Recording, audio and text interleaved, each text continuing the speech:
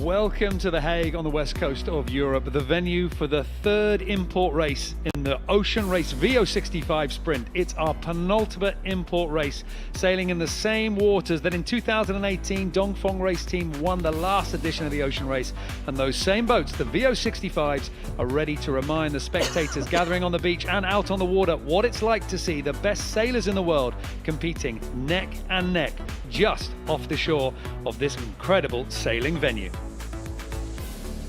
Well, the sun has been shining all week and our sailors have had to prepare for today while trying to stay cool, but there is a great breeze blowing in from the northeast, and while we're ready to get underway, in the sunshine, the breeze, and in front of all the crowds gathering for the racing. Also in the commentary box today is Dee Kafari. Dee, you've sailed the VO65 in the last two editions of the race, and today a windward-leeward course, something a little bit more traditional. Back to what we recognise these boats doing from previous editions. So you're going to see action, you're going to see sail changes, and the crews are going to have to work really hard today. Well, let's check in with the scores before we get to the action out on the racetrack. In the Import Series, it's all about Wind Whisper Racing Team. They have won the Import race in Alicante and in Aarhus, and you can see just how damaging all the other boats back in that Spanish race were for being timed out. Nobody else managed to score any points apart from the Polish boat, and that has kept them firmly at the top of the leaderboard. But let's take a look at the teams before we get to the start of the countdown. And first up, it is Wind Whisper Racing Team, skippered by experienced Spanish ocean racer Pablo Arata, a veteran of 4 editions of the ocean race. Next up, and the core of Team Yayo is made up of 5 Dutch under 30 sailors, including skipper Jelmer van Beek at only 28 years of age. Our next team has been forged from a fierce determination to put Austria on the map for offshore sailing. They were welcomed in Geneva in 2021, and now they race under the name of Austrian Ocean Racing, powered by Team Geneva. Viva Mexico, led by Mexican yachtsman Eric Brockman, proudly showing his skills while skippering the first Mexican entry in the race since Mexico won in 1973. Danish flag Mirpuri Triport Racing Team, they are skippered by renowned ocean racer Roberto Bermuda de Castro, with a very strong crew to back him up, and they are keen to be scoring points today. There's our 5 boats getting ready to be on the water, but earlier on we caught up with them as they were leaving the dock to get their thoughts about racing today. So Jelmer, big day for you today, import race here in the Netherlands, where you're from. So how exciting is that for you? Excited day. Look, so many people around cheering for us on the dock, on the water, and what a beautiful day we have here. So I'm super excited to start racing with this team, and let's make it a good one. And what's the objective for your team today? To perform as good as we can, and hopefully on the podium. That's always the goal when you start a race, so we're going to push hard. But not push too hard, because tomorrow you have a big leg start, don't you? Yeah, of course. You know, we need to keep the boat in one piece, people in one piece, but the conditions are amazing outside, so we're going to do our best. Excellent. Well, good luck. See you on docking. Thank you, thank you. But we also have to remind ourselves that tomorrow we have a 10 or 12 day leg start, so we have to make sure we bring the boat in one piece and be ready for tomorrow as well. So it's a bit of a trade, but should be an amazing day out there. So you have all the cards to play to win again today. Well, it's going to be very difficult, especially because now the import is going to be like a normal race for us, up and down, so that will open a little bit more the options to all the teams. But we will do our best, we will work hard and see if we can win again. We will try, but it will be difficult, we know. The thoughts from our skippers as they lead their teams out to the water, and now they are here. We've got loads of spectators out there. Here's the fleet that have amassed on the water, the area where, you know, we saw so much drama and so much emotion when Dongfeng Race Team won. But now it is the turn of these teams getting underway for the import race as the 5-minute countdown is about to begin. 4, 3, 2, 1, now. All boats, 1 minute. 5 minutes to go, and that helicopter shot gives us a great chance to have a look at the start line. We've got the race committee boat with the blue hull and the white superstructure, and just below that, at the bottom of your screen, next to the 2 ribs, is the white mark with the blue bottom. That's the start line, and Dee, this is the Windward-Leeward course. This is a bit different. Can you talk us through how this course is laid out here in The Hague? Yes, so we're going to be heading off through this start gate directly upwind, so the boats are going to be tacking, and it's 1.4 nautical miles to that windward gate. So they're going to be zigzagging their way up.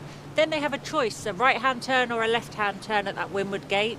Change to sails, come downwind, a few jibes, choice at the leeward gate, and we're going for 2 laps, so they do it all over again. Come down to the finish, the final gate, and that is the end of the 2-lap import race in The Hague. Potentially, we're going to be seeing a lot more manoeuvres here than we would normally see on the typical square course. And we've been able to do this. We've been able to marshal the boats, find an area of water where we can lay on this traditional windward-leeward. But interesting to hear Pablo kind of allude to it in the interview. It is a different shift in terms of mentality and preparation. Completely different. It's all going to be about the communication and the teamwork. And these boats have been doing this on the leg that they had to arrive at The Hague, but we haven't seen it on an import race yet. It's been that square, kind of follow my leader, reach, tack, reach, jibe. This is now all about changing from upwind mode to downwind mode, changing the sails. The grinder's going to have to work really hard, and the coordination of everybody to make it all work and come to magic is really going to be critical. And it's going to put a lot of pressure as well on the tactics involved, because we're going to be able, or the fleet are going to be allowed to split a lot more from what we've seen before. They're going to be potentially sailing in completely different areas of water. So to help us find out what the conditions are like down there on the racetrack, we have got Kate Jordan from Mercury Trifort Racing Team. She's watching her team today from the water, also commentating for us. So Kate, let's hear from you at this point. How are the conditions laid out? What does it look like for our racing today? Thanks, Niall. There's not too much chop out here. It is wind with the current, moving from the northeast. So, yeah, not too many waves, and these boats cut through waves like a hot knife through butter anyway. I think the current is definitely going to come into play here. We're watching the boats just kind of dance around in their start sequence with 2.5 minutes to go, and I'm interested to see who is going to take advantage of the shelter from the current by going a little bit further inshore. Oh, Dee, there you go. This is why we get sailors involved here in the commentary. This is why we put people out on the racetrack. So a really good call here, because of course the alignment of this racetrack and the windward-leeward nature means that you can choose to go offshore, you can choose to go inshore, and the tide coming into play. Definitely, an actually interesting mix of nationalities on the boats. 4 out of the 5 boats have got Dutch sailors on board. Most Dutch sailors will have sailed in this area of water before, because it's a breeding ground for Olympic training, Olympic sailing and offshore sailing. So there's going to be a lot of local knowledge here, and everyone's going to want to have their say. But it'd be really interesting to see who goes, and it's all about getting that start. We're used to reaching starts now. Now suddenly they've got to do a windward start, and it's time on distance, but getting clear breeze and clear ahead of the rest of the fleet is going to be critical.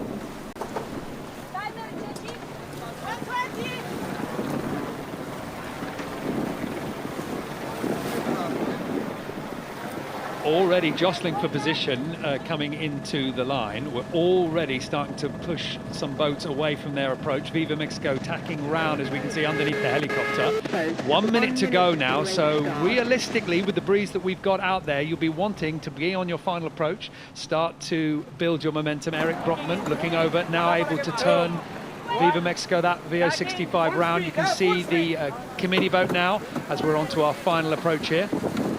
And already we're seeing so many more manoeuvres Viva from the Mexico fleet. now coming in. 35 seconds to go. That's the view from the start line looking back. Everyone else out of view on the right-hand side, trying to find their way to come in. Viva Mexico is going to be starting up at the committee boat end. Mercury Trifort Racing Team holding the boat high, hoping that they're going to be able to have a clear run into the pin end. Austrian Ocean Racing powered by Team Geneva just to windward of Mercury Trifort Racing Team, but coming out of view from the right-hand side is Team Yayo. Team Yayo are going to be coming in on that right-hand side. Now they come through. This is Team Yayo absolutely pushing the line now as the gun fires. What an incredible start from Team Yayo. That is the dream start that you look for there, and that is incredibly gutsy to see at the ocean race. They've still got to cross the bows of Viva Mexico, but Dee, I think they're going to do that. That's 10 out of 10 in any sailing language. Well, it takes confidence to come in on a port flyer, and they had the pace, which meant they got across everyone's bows. Wind Whisper also had port, but they were slower. They were caught down by the committee boat. It's Yayo that had pace. So really impressive start from a young crew that had a lot of confidence going into that. They're playing their cards of what they want to achieve today. That takes so much confidence, doesn't it? Because it's all, you have no rights absolutely coming in there. You have to have done your practice in your time of distance, and everybody can see you lining up in that area. And now Team Yayo in the lead, leading the fleet over to the side of the course that, Kate called earlier, that right-hand side, a little bit less tide. Well, as we get ourselves exiting the start line, we'll bring in our fourth commentator at this point, because joining us in the commentary booth, we've got Phil Harmer, two-time Ocean Race winner, now sailing with Wind Whisper Racing Team, in the box with us today. Phil, first of all, that start, that was impressive. That was a fantastic manoeuvre. Obviously, there was a lot of planning that went into that. They had a plan, they stuck to it. Punchy manoeuvre, but they did really well to pull it off. And as you can see from this, they've had massive gains and rewards from doing so. Wind Whisperer, not as clever, but still got a plan. And for Team Yayo, they have done one less tack than pretty much everybody else. Everybody here clearly wanting to go to the right-hand side. Team Yayo get the first bite of that. Yeah, great point. You can see how expensive the tacks are just from Viva Mexico then, and doing one less is pretty critical on a course like this. We're going to have to see how far into shore they can push. I mean, the VO65, it's got a big keel, it swings. You've got dagger boards as well. I mean, there's a lot of things to hit the bottom.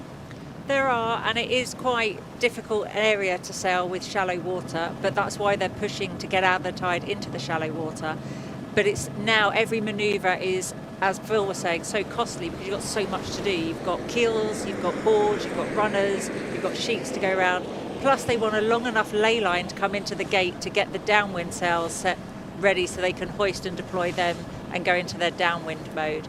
So we're going to see a lot of action from the bow team. There's going to be a lot of shouting and a lot of hot sailors grinding to get the sails up and down. And the first bit of shouting actually is we're getting confirmation now that there was a protest between Viva Mexico and Team Yayo for the ocean race, for the import races. We do have on the water umpires, so they were pretty quick to give it a green flag. Nothing found, and certainly by my eye. I mean, Phil, I understand why if you were Viva Mexico, you'd have a go and you'd raise the protest flag. But by my mind, that was pretty clearly in Team Yayo's favour. That was very clear. You could also see on the footage there that you could see Mexico do a little bear away just to try and prove the point there, but it wasn't necessary. Yayo just nailed that one. Absolutely superb start from Team Yayo, and at the moment it's really Wind Whisper Racing Team, the red hull, who are being able to hold their line. The Polish team came off the committee boat end of the line, already on port here, Dee. This is sort of a drag race because for Wind Whisper Racing Team, when they tack over, and they're getting ready now, they're going to be on starboard.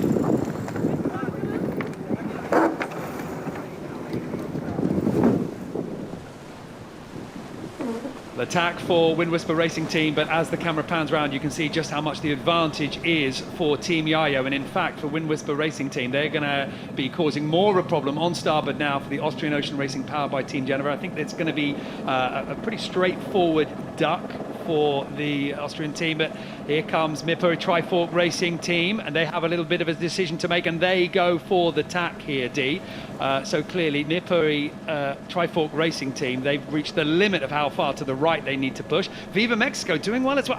The boats that were furthest to the right, furthest out of the tide, don't seem to have gained. No, but it's interesting how Wind Whisper doing that tack there and Yayo getting clear. They're now making more of a disruption to the rest of the fleet, which is allowing Yayo to extend slightly. And Yayo have already got action on the bow with the halyards being taken forwards by their bow team, getting ready for the gate rounding that they've got. For Team Mexico, I saw that big dial down that they tried to try and emphasise the protest, and we just knew that wasn't going to happen. But they seem to have come out pretty well now. But it'll all be as they line up, choosing which gate they go round, because they want clear air, but they also want the tidal advantage. In fairness to them though, Dee, I mean, would you have done a little bit of the pantomime move and the big bear away? Because I know I would have, to try and sell that protest. Absolutely, I would have shouted, I would have been disgusted, I would have turned the wheel big time, and just to kind of try and get a reaction, and you want the reaction in your favour. But we have a great bird's eye view here, so it was pretty clear for us.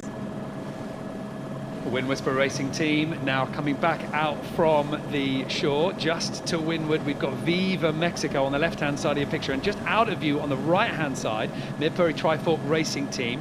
They have been locked into a little bit of a battle here as these three VO65s head out to the left-hand side of the course, if you were looking at wind, the right-hand side of your picture. The other two teams are all pushing over to the shallower side. Team Yayo very much in the lead, and then the Austrian Ocean Racing powered by Team Geneva following them. But Phil, it's a bit of a tight line here between these three boats, and by my eye, I would say the Mirpuri Trifork Racing team seems to be sailing a little bit higher than the others. Definitely sailing a little higher, potentially a little slower. I think these guys coming out here have definitely got a plan of potentially going right mark, whereas Yayo have the plan. You can see the spinnaker set up on the bow there, so they're going to do a right turn there. And this is important because we've got a gate at the top. Kate, you're on the water. We've got a gate mark at the top, so we can go either way. We can see how the teams are sort of getting set up. Do you think that there's a tactical difference from one side to the other side? Give us the latest. I'm watching very closely to see the split in the fleet and see what's going to pay off. Like you said before, potentially the shelter from the current against the shore may not have made that much of a difference, but when they get to the top mark, we're about to find out. The boats soon, you'll start to see the crew scurry inside and get ready for the next big manoeuvre, which is hoisting the kite. On these boats, every tack, every hoist, every drop, it's full team, all 10 hands on board, getting stuck in. So I'm looking forward to seeing who gets to that top mark first and who gets a clean kite hoist and dropping the jib. That next moment, getting that kite up and filled, that is going to be that next race, and we know that those seconds do count. For the moment, we are up just a little over halfway up this beat with the three teams here out on the a little bit to the left-hand side of the racetrack, but realistically, just to leeward of that top gate shows how far to the right the whole fleet have pushed. We've got Mirpuri Trifork Racing team furthest to the left, Wind Whisper Racing team just to windward of them, and then Viva Mexico. That's the group of three. Look at the split that is opened up now with the boats all the way over to the right-hand side. Team Yayo in the lead, leading at the moment. They've got 35 meters to the advantage, and they don't look like they're going to be giving that up. Austrian Ocean Racing, powered by Team Geneva, seem a little bit slower than the others, and also a little bit off the breeze. They seem a little bit down. Indeed, look at the difference in those speeds there. Potentially more pressure on the left. Yeah, it definitely seems that this plan that the guys are keen to go out to the left has gained in more pressure. They've got better boat speeds that they're maintaining easier, and that distance between the pack has definitely closed up, so it's going to make it quite congested at this mark rounding, and therefore an exciting gate with a lot of action. Team Yayo, you can see the chop starting to come in there, and that amazing helming position of the helm. The skipper just rest the shoulders, just sort of dialing into the boat. Team Yayo are not on the ley line yet, Phil, for this top gate. So I think the fact that they're coming across on starboard, and will be on starboard when these boats all come together, is going to have an effect. It's going to be huge coming in with that advantage. I think, as you can see, these guys have had a massive gain, and the deltas have really come down on Yayo, but we'll see what happens in the next sort of 2 minutes of this race. And Mirpuri Trifork Racing team have lost out. I mean, you were saying before, a little high and slow, they haven't really been able to keep that lane. No, you can see there's a bit of experience on the Wind Whisper with Daryl and Pablo there, and I think they're just moding their boat pretty well in this lighter stuff. Mirpuri Trifork Racing team, I thought for a moment I saw some crew coming in and getting themselves ready for attack. I mean, I'm surprised that they're sitting in that bad air for this long. I was thinking exactly the same. They were kind of blocked out, but as they're now dropping behind, they're just sat in everybody's dirt. But maybe they were waiting for this, for the boats to peel off, so give them some clear air again. So they now need to hold this tack until they get some clear air in a clear lane, then they can then tack across as well. Wind Whisper has to go with Viva Mexico just to stay with them and keep that close. I mean, they've left it late, though. For Mirpuri Trifork Racing team, now they do have cleaner breeze, better breeze, stronger wind in their sail, but they're going to be tacking pretty soon because we're getting near this ley line here, but it almost looks like Wind Whisper Racing team, Viva Mexico, tacking in light airs, potentially a little bit of a tacking onto a header as well, because Team Yayo, who only had maybe 30 meters to the advantage, look at the rotation that they are getting now. Team Yayo sailing on a lift beautifully, and they're going to be further in the lead. I mean, we were worried about port and starboard. This is an easy cross.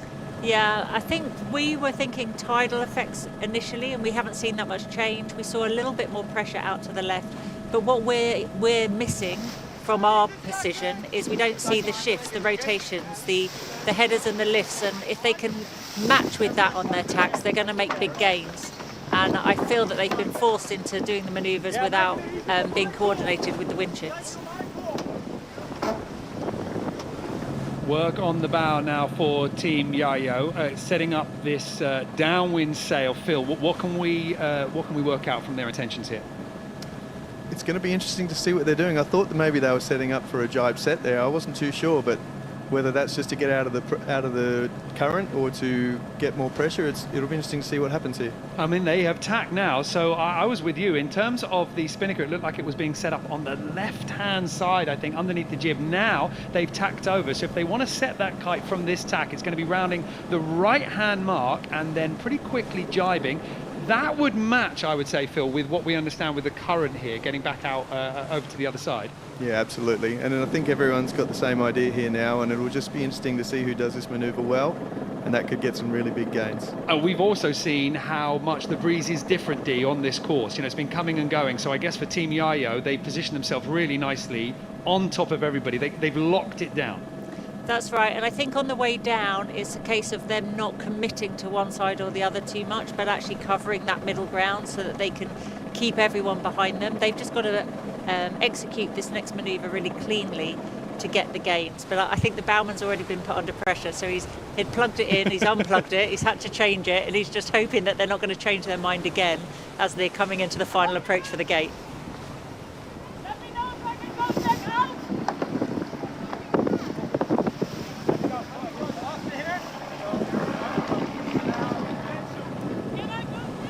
Windward gate now coming into view. We expect Team Yayo to turn around the one on the left-hand side of your picture, a right-hand turn. They've got to sail between these two marks, and they can choose either one to round and make their way down. And that shot from the helicopter it clearly shows the difference in pressure. The darker patches, a little bit more wind. The fleet at the moment in a little bit light. Team Yayo are over this ley line. They're bearing away now, but if they are over this ley line, then Wind Whisper Racing Team behind are definitely over, as is Mirpuri Triport Racing Team, as well as the Austrian Ocean Racing, powered by Team Geneva. All those boats have sailed excess distance here. Team Yayo at the top of the course for the first time in the Windward Leeward import race here in The Hague, and they have a very healthy lead. I think Phil and I would both agree that we would have started hoisting already by now, so they're quite late on the hoist there, but maybe they're just playing safe. Well, I was expecting a jibe set here, but whether that was a quick change or whether my eyes were deceiving me, they are set up now for a leeward hoist. So they're going to be sailing into the beach. And Phil, would you go with that? A little bit of conservative sailing, potentially when it's needed? It is. This is potentially going not that well here, but they've done it. They've done their job. They've got the kite up. They're going to get the jib down. They've got a nice, healthy lead here. Wind Whisper attacking.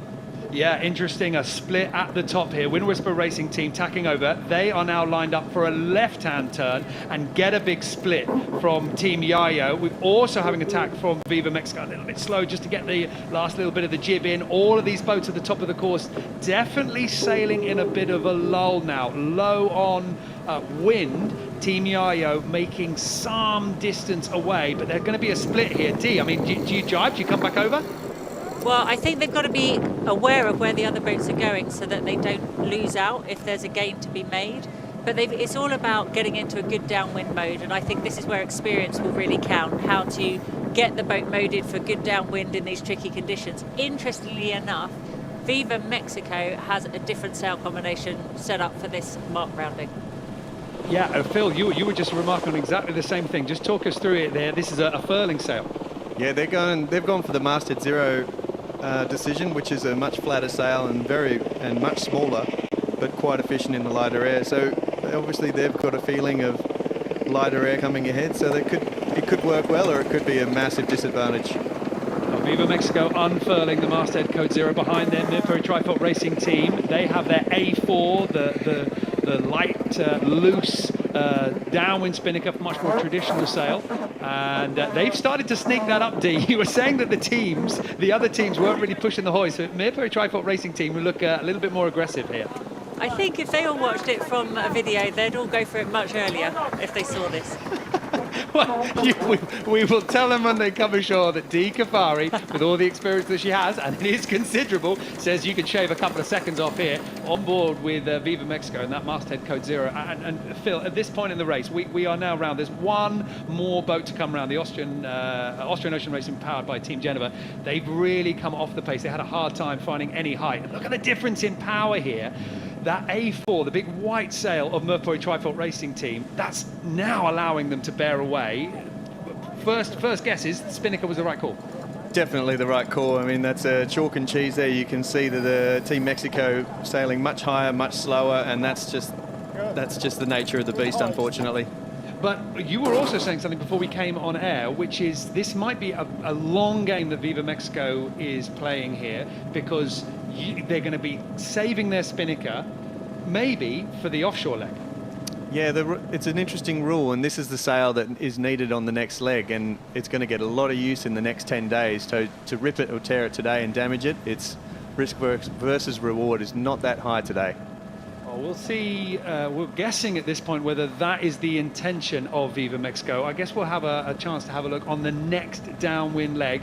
Right now, they've got some impressive speed, but I think Viva Mexico is having to come high to try and hold that. The other boats are able to sail low, and Midpro Trifault Racing Team have now got that lower line on the inside, the left-hand side of Viva Mexico, which will advantage them when these boats come for the jibe. This boat now, the clearest of breezes. They are in the middle of the course, about halfway down the run, closest to the shore, and they've got a good separation here, Dee. I was surprised they didn't jibe over earlier and be a little bit more defensive, but they haven't lost out. No, and positioning-wise, in relation to the course, they're quite central and they're not committed to one side, whereas Viva Mexico, by having to sail higher with the choice of sail they have, are committing themselves out to the right-hand side of the course as they're going down. So it's interesting. I think Yayo's done a really nice downwind leg here, and they felt that their lead was enough that they didn't have to defend so much. They could just think about sailing forwards rather than looking over their shoulder. And you mentioned the jibe, and that's also going to be an interesting consideration for Viva Mexico. Mercury Trifault Racing Team just behind them. Those two boats are going to jibe in very different ways, Dee. I mean, what would you prefer, jibing with the A4, the big white sail, or jibing with the furler? Well, I mean, it's a windward leeward, so the idea is for VMG as much as possible. So the white sail, the Spinnaker is going to be advantageous with that. You're going to stay lower, you're going to get the power on quicker. Whereas the furl and the deploy, you've got to come up at quite a high angle to get the speed out of it. There's the jibe for Wind Whisper Racing Team. The red hull now jibing over, but Team Yayo absolutely in the lead as the import race for the VO65 class gets underway here in The Hague.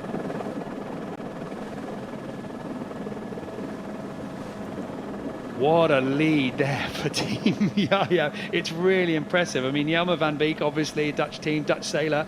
This is his home. This is his waters. You were saying, Dee, Olympic stars, offshore stars of Dutch future. They have been training here. And he seems to know something. But, I mean, good tactics, certainly. But a gutsy move off that line. That's really what's put them into the lead here. That port flyer. I mean, let's just take a minute to remember how incredible that was.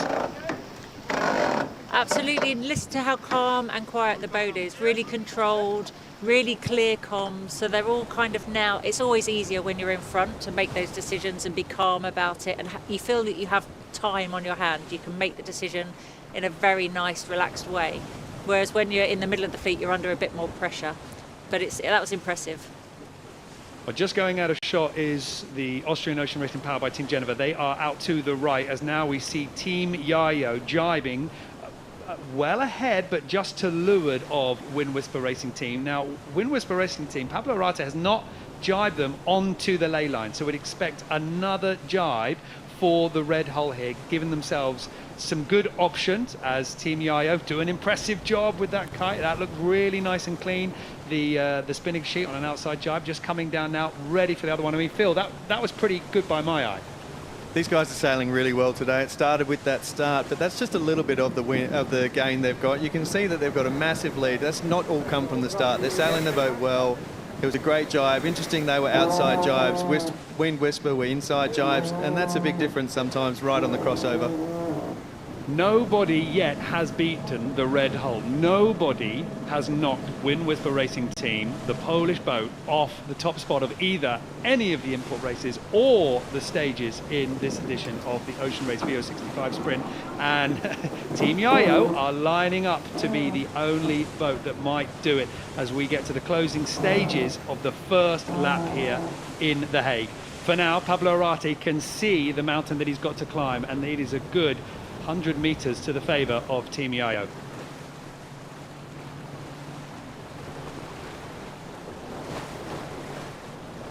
Team Yayo in the lead as we get near the bottom of the course for the first time. The leeward gate now coming into view for Team Yayo. Second place, Wind Whisper Racing Team in third, and fourth, Midbury Tripod Racing Team and Viva Mexico.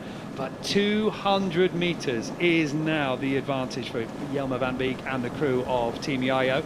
And both of these boats here, Dee, have set themselves up with options coming into this leeward gate for the first time. Absolutely. Now we know that they both preferred the right-hand side of the course, inshore on the beach with less tide, but actually it was quite negligible at the end. So I think they will have been thinking about where the bands of pressure are as they've come down, so that as they go back up, they can take advantage of that. They've played it right so far. Team Yayo have got themselves in a good position. Now they're going for, seems like they're going for hoist of the sail here.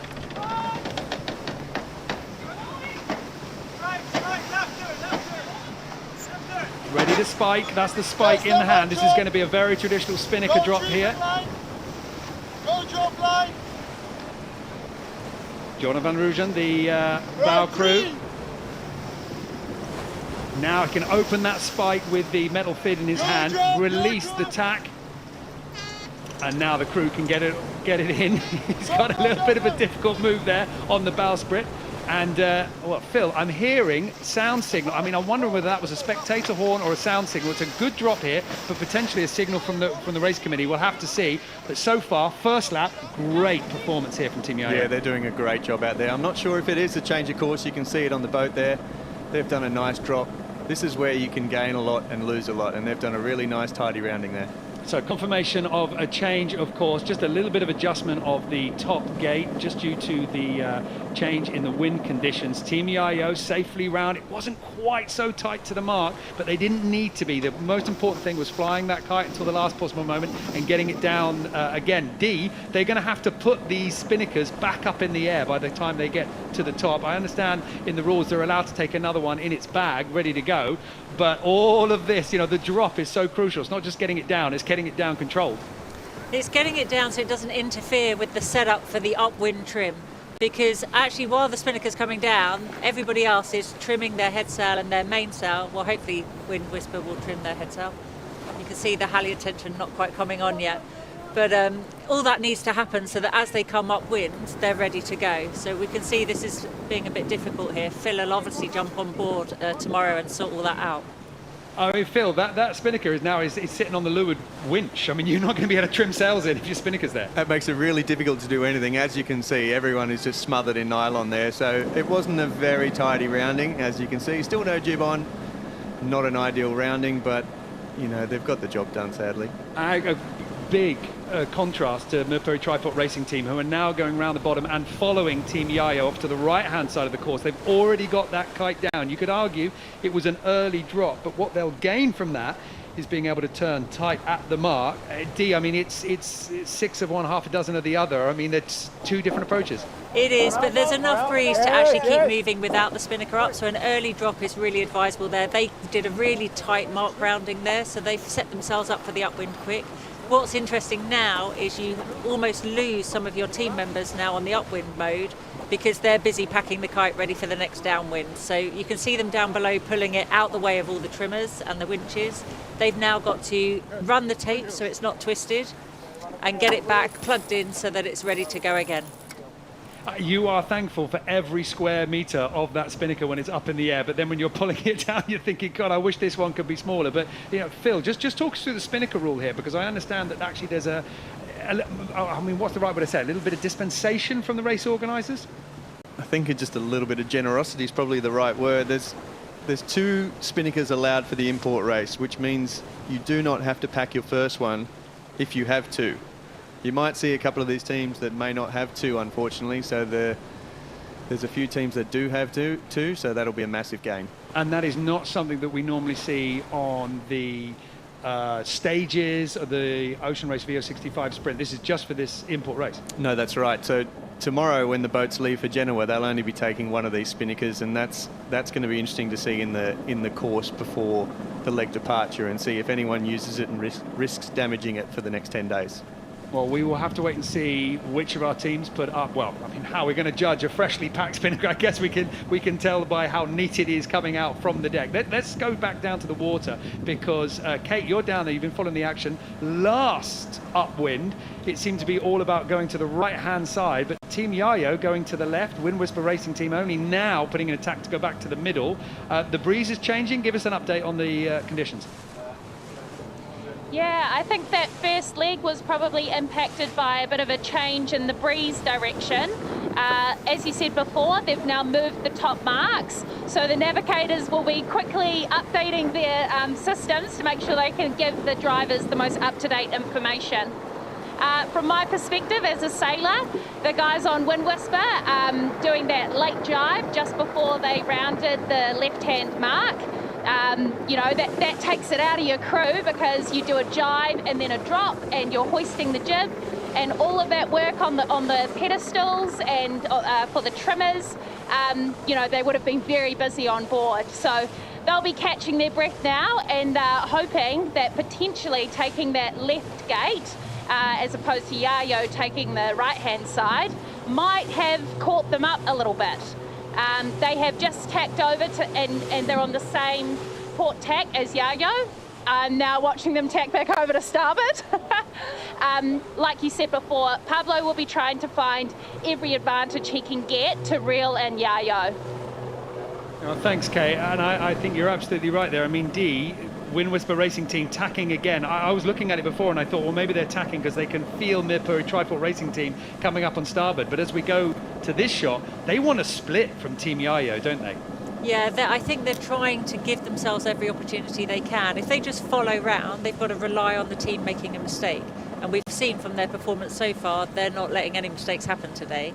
So they're trying to change the opportunities and try and grab them where they can by just sailing in a different patch of water. Or, you know, Axel McDowell's no stranger to making bold decisions and making really good decisions, so he's maybe seen something or wants something else to happen and wants them in another part of the race course. We're going to wait to see how the contact develops again as these two boats come back together. Team Yayo, for the moment, happy enough to go back towards the right-hand side. They are over halfway up, maybe 2/3 up this beat. The second beat, we've got 2 laps for this import race. So just to finish off this beat here for the Dutch team, then the downwind again, a downwind that they played very well the first time they came down, and then they're going through that finish line. Right now, the trim looks good here, Phil. That main right the way in. I mean, these boats are well within their range in terms of power. Yeah, the J1 has definitely come into range on this speed. It was a little light for that sail on the previous leg, so we'll see. You can see they've got a full roster on deck, so I don't think they're repacking. Oh, they're having a zip now. The sail's coming out on deck, so we'll see. That looks pretty messy. I think they've just done a stuff and a mongrel hoist coming up.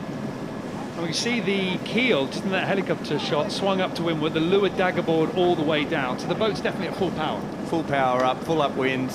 They're sailing really well, and there's just, you can see the team split here. No one's actually actively trimming, but they're getting the boat ready for the next hoist. There's guys moving sails and there's people running sheets. It's the same story on Wind Whisper Racing Team, further out to the left-hand side and a little bit behind. The yellow mark ahead, that's just a spectator marshal buoy. Don't be fooled by that. It's the white marks further out towards the right-hand side and further up. That's what we're going to be rounding right there. They're now coming into view. So we're coming up to these ones pretty close here. Wind Whisper Racing Team coming in from the left-hand side. Team Yayo is certainly going to be in the lead. And there's a lot of work here, Dee, because you've dropped the kite on one side, you've got all the gear, now needing to go to the other side, setting up for this next corner. I mean, the windward mark has come pretty quick for these sailors. It comes quicker than you imagine. You think, oh, last beat was really long, we got loads of time, but actually you know, irrelevant of whether you're packing a kite or getting the next one on deck, you still got to check all the sheets are clear to run and the halyards aren't twisted and you're good for whichever turning mark they're going to go to. And you just know that what you set up for might not necessarily be the one you end up going to with a late call. But these guys look confident. They look like they're all plugged in for that hoist, and they seem to have it zipped, whereas, as Phil said, the kite came up, it was just stuffed in the bag, which means they're going to need to be dead downwind before they hoist, because nothing's kind of confined, it's all loose to fly.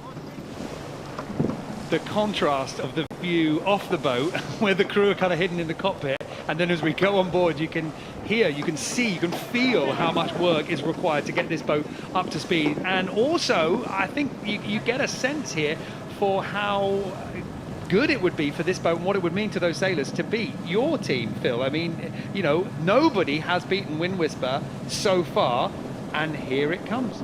It's definitely going to happen. These guys have sailed another great beat. They've stretched the lead out again to 237, and it was down to about 140 at one point, so they've extended again. I know, speaking from a sailing point, you don't get to see the race when you're actually on board. You're very heads down, except someone like Dee would have watched the race nicely when she was steering and having a look around, but everyone else is head down and just breathing, gasping for air. They've got one big hoist coming up here. It needs to be nice and clean. No reason to push it because they still have a good 200 meters to their advantage. The mark that they've got in front of them, it will be a left-hand turn. From their perspective, please do not have that spinnaker coming out of the bag too early. Now we've got Jordan on the bow. He's got a good handle on it there. I don't think it's going to go any further than that. That's the danger with having that spinnaker set for a quick hoist. It's ready to go. It's free of its bag. It's unzipped. It's there. It's lying in wait. As soon as you get a gust or even just a good splash from the waves, it can pull it out and inflate it. It's under control now. Now comes the turn, and they're ready to do a good hoist. You can see from the view on board, the crew just holding onto it, now running back as they get onto the halyards, onto the winches and start providing the power, and it's pulling itself up now through. And look at the competition. It's a long way back. They're not even tacked here, Dee, and onto that final lay line. A great lead for Team Yayo, and by my eye, I think they want more distance. They're working hard enough for it. Yeah, there's nothing relaxed about that turn, and this was the time to do a late hoist because it was stuffed in the bag and we saw it billowing out, and it would have been really easy to have lost that into the water. So the team were holding on to it. They get all the way downwind, they then hoist, and then they're dropping the J1. They're racing as if their life depends on it, even though they've got a good lead. And I think they would just want to maximise the glory they're looking for at the end of this downwind leg. Behind them in second place, at least for the moment, Wind Whisper Racing Team now onto that final lay line to go round what appears to be the same mark of that windward gate, a left-hand turn for the red boat as well. They've certainly got their spinnaker set up on the same side as we saw for Team Yayo. There's enough distance here that I would say that for Jelmer van Beek and the crew of Team Yayo, they're not going to be affected by the breeze of Wind Whisper Racing Team. But Phil, it's stronger. I mean, you can hear it on the microphones. It's stronger this time around than the last time we were at the top.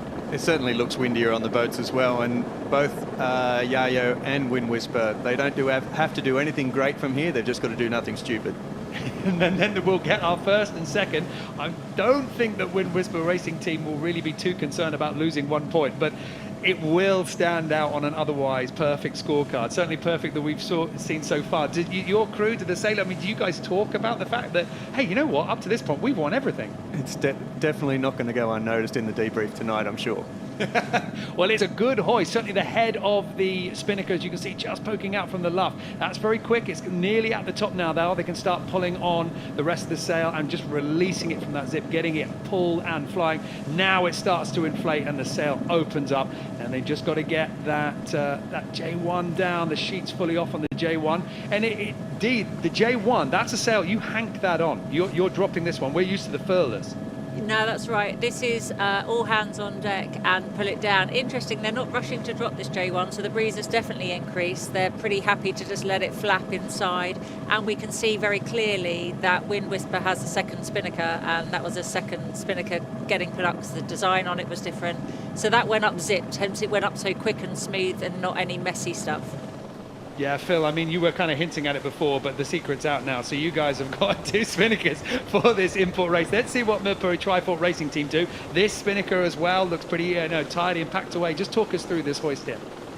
Yeah, they're doing a nice big sneak there. They're up to the middle stripe on the jib, so that's a huge sneak. It's pretty easy to do with these big zippers. And that's saving so much time, because now as they turn, it's almost up. It's going to bang itself as the load comes onto the tack. Absolutely superb hoist there. The timing of that is perfect. Now it's inflated. That's a well-dialed hoist there, Dee. I'd say, you know, that's not losing a lot of time. The hoist is good, but they haven't quite filled it yet. They got it caught there. They're going to need to action that. Interestingly, they hoisted. It looked like they hoisted on a tracing line, but they still haven't got that top zip to fly yet. Yeah, that's you're absolutely right. I wonder whether there is a line. Actually, I'm trying to see it just as it's going out of shot. I think that they've actually hoisted on the inside of another halyard here. I mean, Dee, is that? Am I seeing things here, or is that fully tangled? Do you think that's going to pop out? Oh, there you go. It's got it now, but there's definitely something not quite right on the luff there. It's hard to tell what that is, but it took a long time for that top zip to break, so how it had been packed had obviously not been fully checked. For a minute I thought whether that was going to be the lazy sheet, but you know, Phil, there's still a sheet. It's starting to come down now, but it's still a sheet pulling on that luff. Yeah, they're not going to set that sail until that sheet's out of the way. So this has been a pretty expensive manoeuvre. That is the other kite sheet, so that's been very expensive for them. They still don't even have a kite set and pulling. What a pity, because that was a great start to that hoist. Now it drops down. Now it's going to get caught at the bottom where it belongs. But that was an awful lot of distance sailed slowly. And they still need to sort the sheet because it's not clear to run ready for a jibe. So yes, they've got the kite inflated, but now the bowman's got to work really hard to pull the sheet clear, rerun it, so the trimmers are ready for a jibe. So let's hope they're not doing any strategy with an early jibe involved.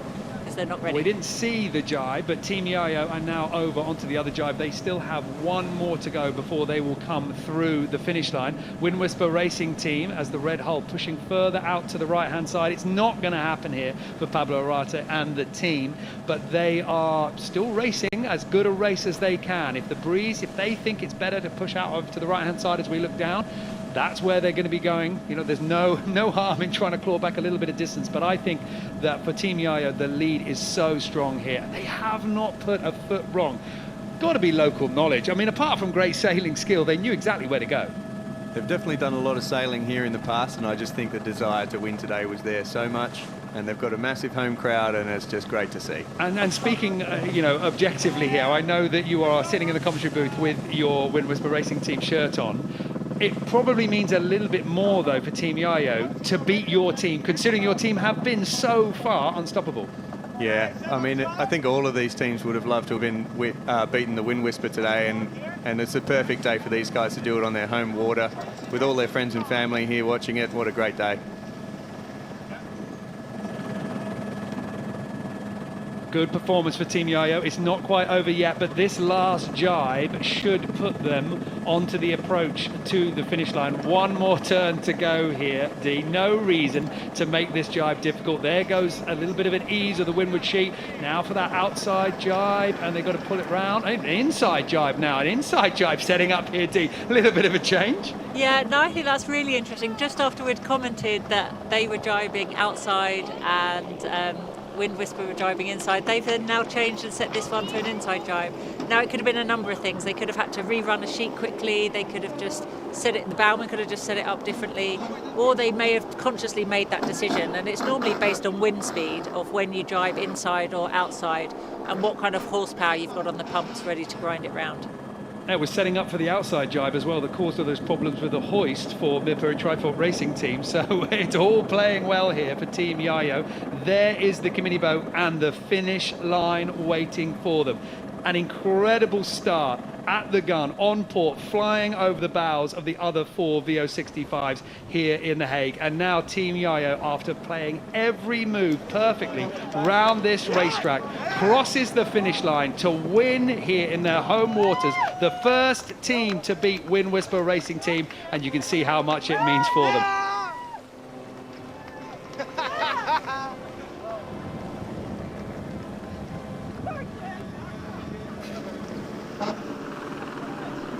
Team Yayo across the line and celebrations there. A great performance. There was no luck involved in that one, Dee.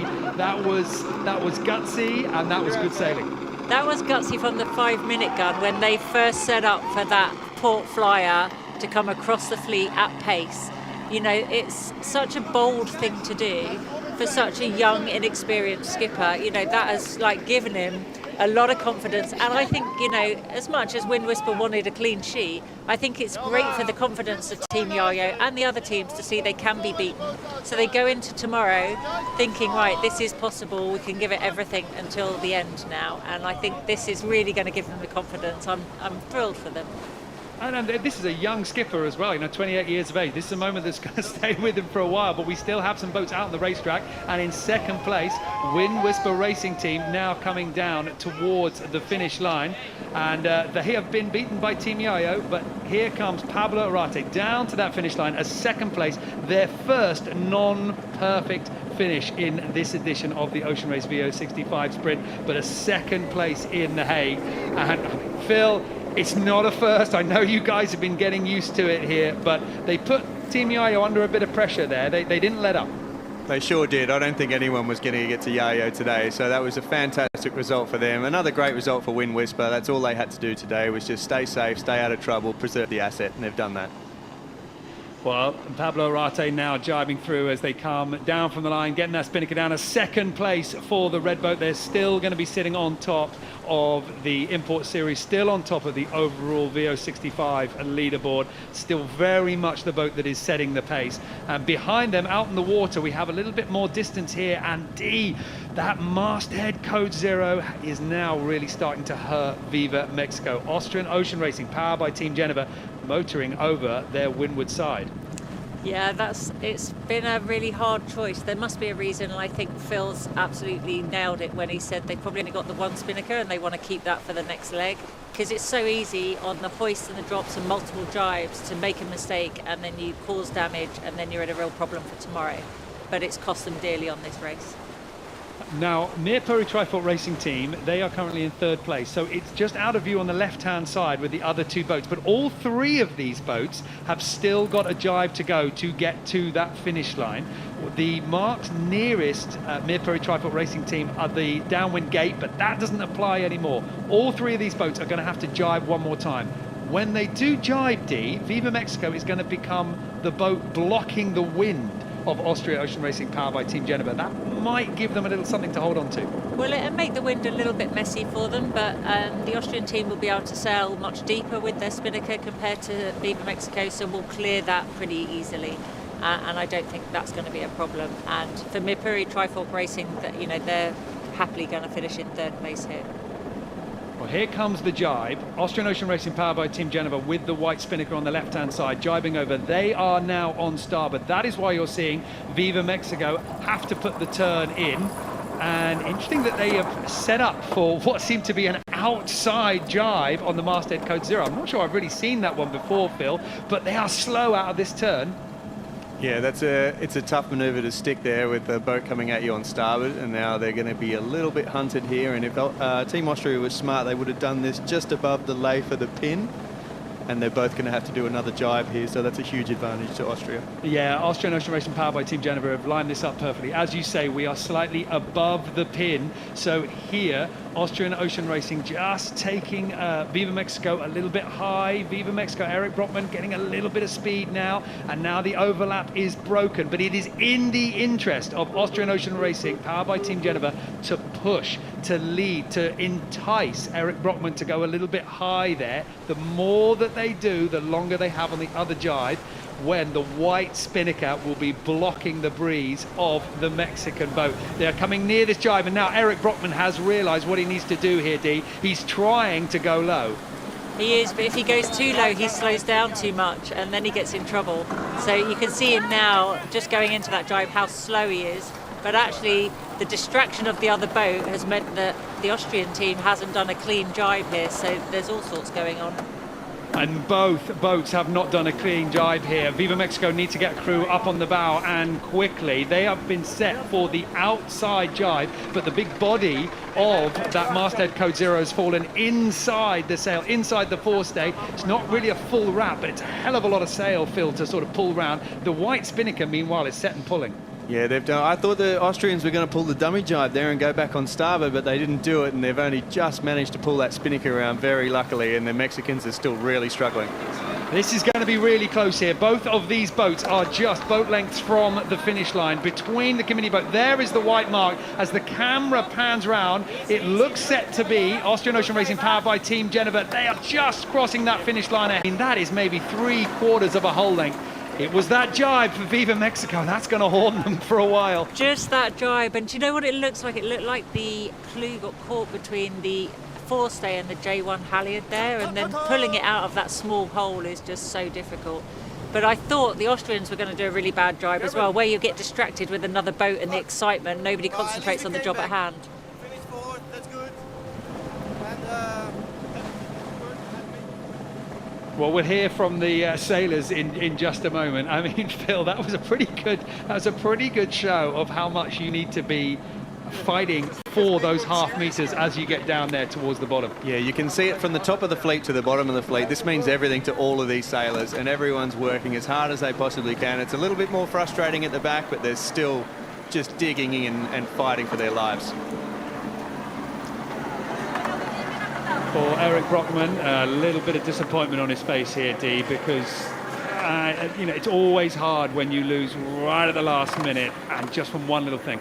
Yeah, frustrated, and actually they can lift their heads up. They chose the code 0, they hung on to it. Yeah, they made a mistake at the end with that jibe, but actually, potentially, if they've made this choice for the reason we think, they've got a really nice, pristine spinnaker ready for this next 10, 12-day leg down to the finish, and that's what they've got to be confident with.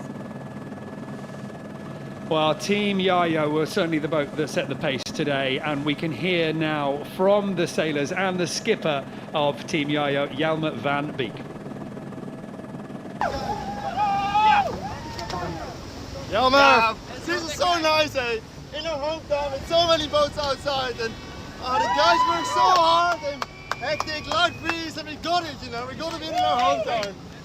This is I'm so proud of everyone. I never expected this, but so happy, so happy. That is so good to see. It's so good to see some sailors that have been having some, you know, a great day on the water, and just how much it means. And of course, that is the flagged boat there in their home waters. Absolutely fantastic. And they beat a significant boat with the Wind Whisper Racing team. Let's hear from the Polish boat now. Second place, what will you tell to the people? It's very good. Obviously, these kind of courses are more intense, more maneuvers involved, so obviously it's not as perfect as the other courses. But I think we sail all right, and the second place is great. I think I will sign this morning for a second for sure, so it's good. I'm happy and good result. Pablo Arate from Wind Whisper Racing Team, always pretty calm, always pretty level-headed, whether it's in victory or defeat. But of course, let's not belittle a second place. Is still very much a strong position. So for Wind Whisper Racing Team, doing nicely. And now we can hear from the Austrian Ocean Racing powered by Team Geneva on their reflections from their race. At least we came back, finished fourth, that's good. And happy with the crew work. I made them really work hard. Everything is one piece, so quite happy. Happy from Gerwin Janssen, and of course happy because of that maneuver that they managed to pull off right at the finish line. It would have been tough for Viva Mexico, but it was a good display, even if you are that far back, and they were a long way back at the top of the course the first time around. But Austrian Ocean Racing powered by Team Geneva managed to keep chipping away and find their way through. And for Viva Mexico, this was the boat that fell for them just on that line. The difference in head sails and the difference in the difference in exactly what you can do with those sails and how it's going to push everything down towards that finish line. For Eric Brockman, losing out just on the line by just 3 boat lengths down on the line. Well, our VO65s taken through the spectators through. They've had a wonderful chance to enjoy all the racing. But let's hear now from the crew of Mirpuri Trifork Racing Team. The race was very exciting, and we can be happy with the result we got at the end. We had a few challenges. So in the beginning we had a really good fight with the other boats, and it's always interesting when you go into the start fight We could have done the start a little bit better, but there was a lot of interaction between the boats, so I think we came out pretty well. And then we were in the race, you know, number 4 over the line, and we managed to overtake the Mexicans, and we came fairly close to the red boat, the Wind Whisper, which is, you know, very nice. But big kudos to Yayo. They made a really good start and they just stayed ahead. And then we had a little challenge with our keel, so we didn't have any canting keel in the race. So despite these things, we're pretty happy with the result, and the team did a really good job on managing these challenges. So it was good. Reflections of the race turning into points for improvement and things that you might want to keep the same as this race continues. And of course, we're going to be pushing ourselves out onto the final stage. And now our VO65s are able to make their way back into the harbour after this import race is concluded. So while they're making their way ashore, let's take a look and remind ourselves of the finishing positions here that we have seen after racing in The Hague. And of course, Team Yayo, they took the lead from the start in what will be a very memorable port flyer, and they held it all the way around, with Wind Whisper Racing Team finishing in 2nd place and Mercury Trifort Racing Team finishing in 3rd. Austrian Ocean Racing, powered by Team Venetia, just crossing ahead of Viva Mexico to take 4th. And the effect on that on the overall import scoreboard for the VO65 means that Wind Whisper Racing Team has the first small blemish, a 5th for The Hague, with Team Yayo the only other boat to have won an import race in this edition.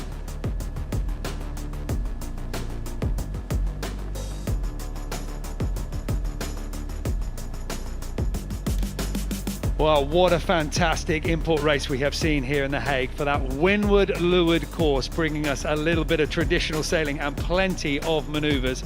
And at the start, it was all about this boat here. Here was Team Yayo lining up with all the bravery that's required to pull it off for a port hand flyer, but the timing was perfect.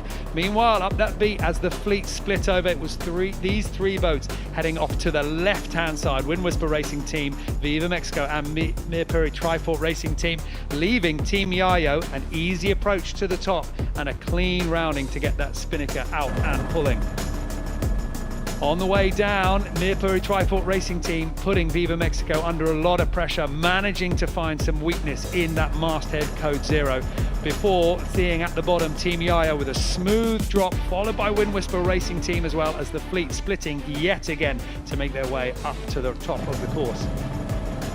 And leading still at the top, the home team, knowing all of the current and all of the twists and turns in the breeze. And Team Yayo staying in that position all the way to the bottom and taking a well-deserved maximum points here in The Hague.